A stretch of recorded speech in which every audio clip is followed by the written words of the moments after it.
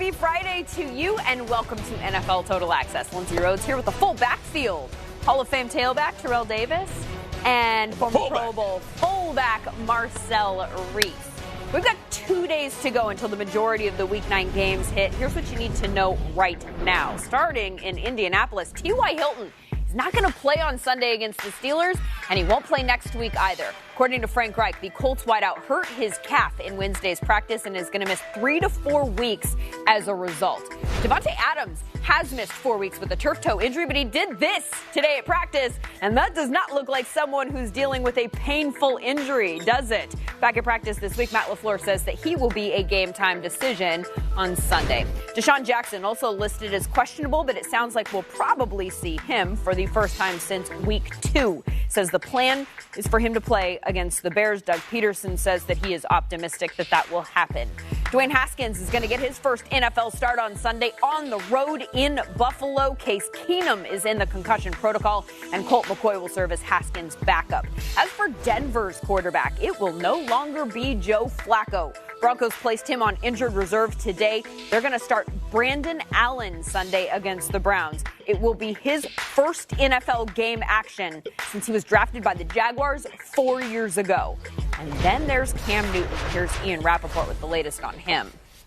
It was an important day for Panthers quarterback Cam Newton, who flew from the Charlotte area to Green Bay to go meet with noted foot specialist Dr. Robert Anderson. Of course, Newton has a strong relationship with Anderson from his time working with the Carolina Panthers, but today's visit was a little different. From my understanding, Newton was not pleased with the improvement that his foot had made.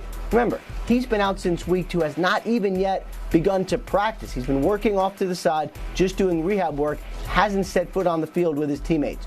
Newton wanted to know why, and from what I understand, that is why he went to Anderson. At this point, no firm news on what he is going to do next. No one has ruled out Newton having surgery. No one has ruled out shutting him down for the season. But at the very least, he saw Anderson, got another opinion, a third opinion actually, on his foot. And now the next step is, how do they proceed from here? Either way, the Carolina Panthers are moving forward with Kyle Allen as their starting quarterback, because clearly it is going to be a while until Cam Newton returns.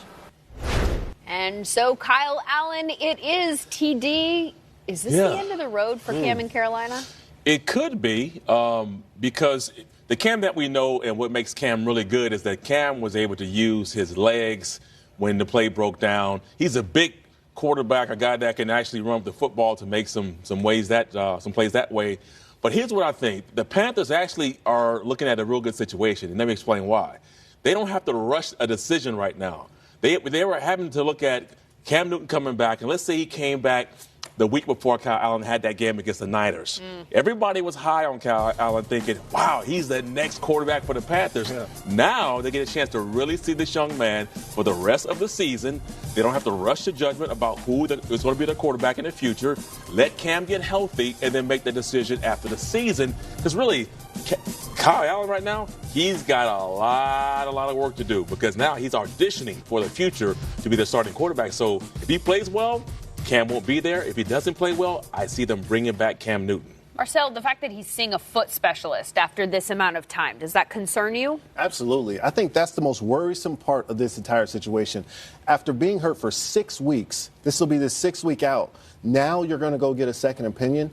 That's troubling to me, because if there's a second opinion or there's any issues there, I think you do that early on, because this has been your franchise quarterback for so long. You want to make sure he gets healthy as fast as possible. For him to be just now going to see that specialist is a little worrisome. But maybe he was getting the wrong advice. You know, sometimes they tell you to wait it out. You know what I'm saying? Don't make a decision too soon. So he's sitting there saying, wait a minute, they told me it's going to be healthy in 3 weeks. Right. Well, maybe they said we don't know, and if we'd have surgery now, then we know your season is over. Let's be conservative. That's their job to know. They have to get Cam healthy. They have to do whatever they have to do to get Cam healthy. Obviously, the Panthers are in a good position because they have 2 quarterbacks who are capable of starting. But for Cam individually, he needs to make sure he does what he needs to do to get healthy. Maybe have 2 who are capable. We have to see about this Allen guy. We have to see about him. Well, it sounds like we're going to get a chance to see about him. So Cam Newton may be playing for a new team next year. Josh Gordon is going to be playing for a new team next week. The veteran wideout released by the Patriots yesterday claimed on waivers today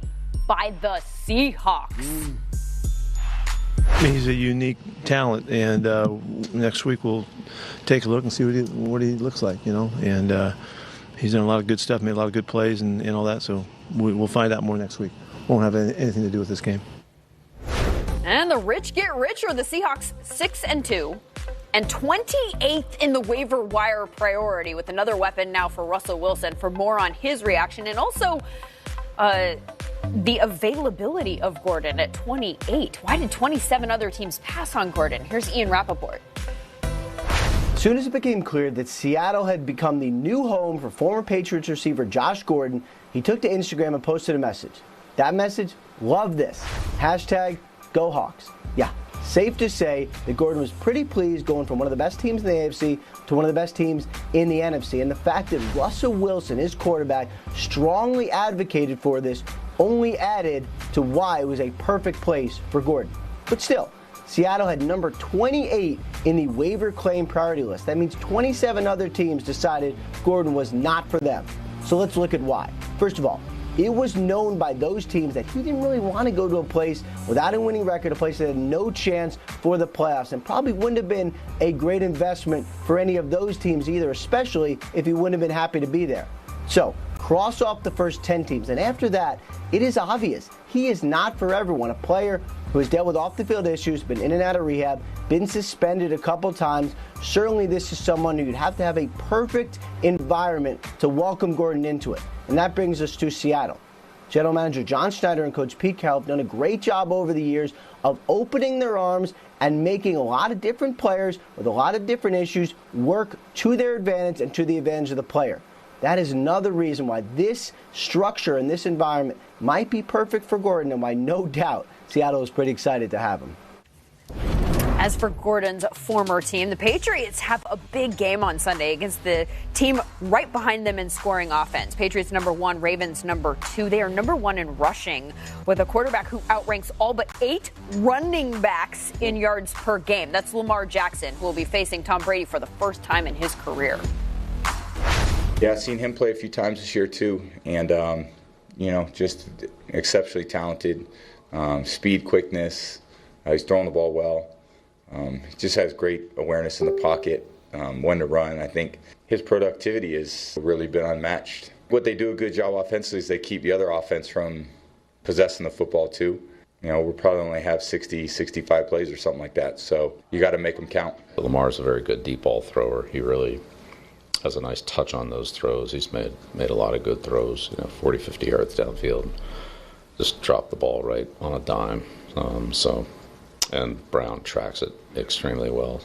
So, yeah, that's a big, they do that very well. Hollywood Brown questionable but expected to play. For more on the Patriots, here's Mike Giardi. The Patriots defense is putting up numbers that would make the 2000 Ravens and the 1985 Chicago Bears blush. They are number 1 in every important category there is, and on pace to be number 1 with a bullet. However, they're finding this week a little bit difficult to prepare for, that Greg Roman offense with Lamar Jackson at quarterback. In fact, Bill Belichick, Devin McCourty, and Kyle Van Noy said basically you can't replicate what they do in practice, certainly at the quarterback position, because no one has that legitimate speed and then, of course, the arm to flick the ball 55, 60 yards down the field. And Van Noy made mention of the fact that it's sort of like a college offense, and it's something that you don't see very often in the National Football League, and it really sort of changes the assignments. The Patriots trying to deal with this because they know Jackson can be a game breaker. Just ask, many of the opponents that the Ravens have played this year. Best game of the week by far, in my opinion. What's the key to winning it, TD? Well, we know the first key for the Patriots is to stop Lamar Jackson. That is it. That quarterback, whether he's in the pocket or out, you've got to stop the ability for him to run with the football. I think the second thing is the Patriots have been really good at taking the ball away. 25 on the year. 25. The second best team, the Pittsburgh, with 19. And what they do is 3 of their first games or scores have come from a takeaway. So that means that 3 times they've scored, their first score, they got the ball from somebody and scored a touchdown. That is hard for you to fathom or try to count on that to keep happening, but they're doing it. Their defense is scoring touchdowns. They're blocking punts. They're giving their offense a chance to score touchdowns without their offense going the length of the field. If they can do that against Baltimore, they have a great chance of beating them, and I think they will get the ball from the Ravens. Patriots-Ravens, the primetime game on Sunday. Vikings-Chiefs is one of 6 games that we're going to see in the 1 o'clock window. Will we see Adam Thielen? He's listed as questionable with a hamstring injury. It's the same designation that Patrick Mahomes has this week for Kansas City. So there is a chance that we see him back under center, where we know that Kirk Cousins will be for the Vikings. He's doing a nice job. I mean, he's running the offense very well.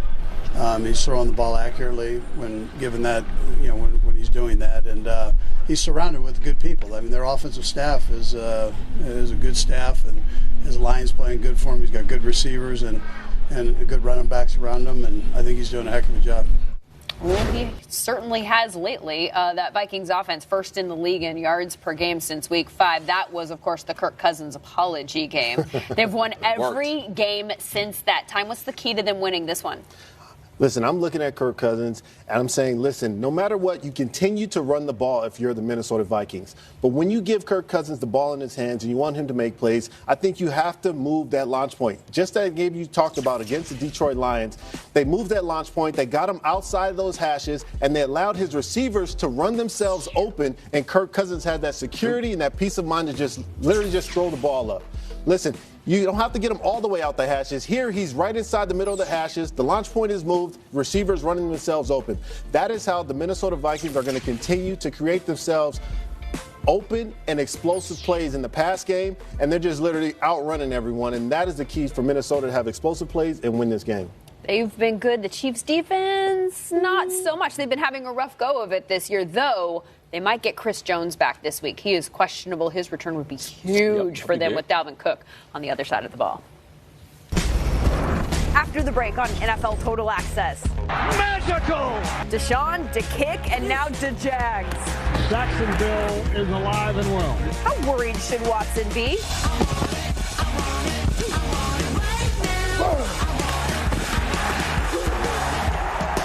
If you're scoring at home, we've seen a Baker drop off. Baker Mayfield picked off, but this one really stings. And we've seen a Baker walk off. What? Jesus, Tony. Isn't it about time we saw a Baker lift off?